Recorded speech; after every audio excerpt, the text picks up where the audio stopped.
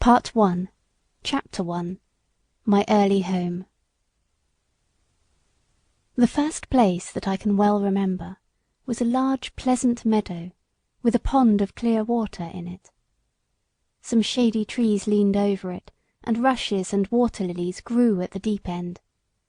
Over the hedge on one side we looked into a ploughed field, and on the other we looked over a gate at our master's house, which stood by the roadside. At the top of the meadow was a grove of fir trees, and at the bottom a running brook overhung by a steep bank. While I was young I lived upon my mother's milk, as I could not eat grass. In the daytime I ran by her side, and at night I lay down close by her. When it was hot, we used to stand by the pond in the shade of the trees, and when it was cold we had a nice warm shed near the grove. As soon as I was old enough to eat grass, my mother used to go out to work in the daytime and come back in the evening. There were 6 young colts in the meadow besides me. They were older than I was. Some were nearly as large as grown-up horses. I used to run with them, and had great fun. We used to gallop all together round and round the field as hard as we could go. Sometimes we had rather rough play, for they would frequently bite and kick, as well as gallop.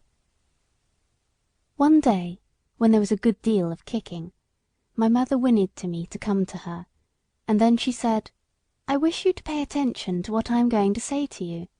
The colts who live here are very good colts, but they are cart-horse colts, and of course they have not learned manners. You have been well bred and well born.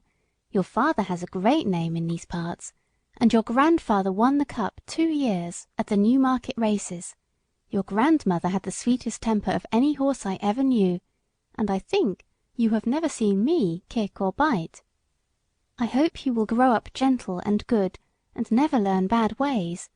Do your work with a good will, lift your feet up well when you trot, and never bite or kick, even in play." I have never forgotten my mother's advice. I knew she was a wise old horse, and our master thought a great deal of her. Her name was Duchess, but he often called her Pet. Our master was a good, kind man.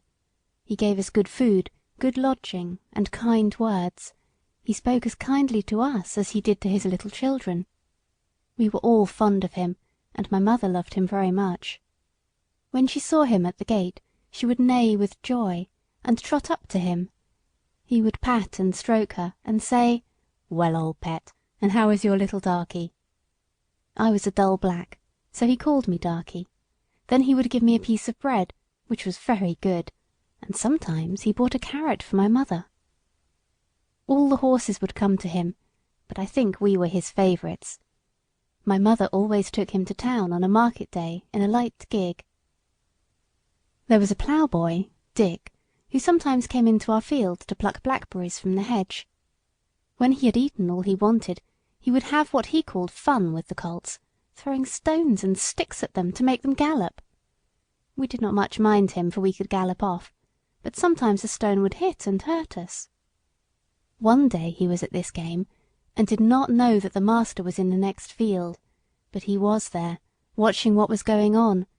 Over the hedge he jumped in a snap, and catching Dick by the arm, he gave him such a box on the ear as made him roar with the pain and surprise. As soon as we saw the master, we trotted up nearer to see what went on.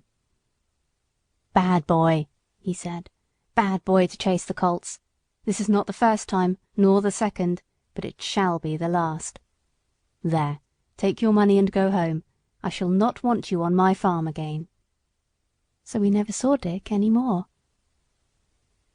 Old Daniel, the man who looked after the horses, was just as gentle as our master, so we were well off.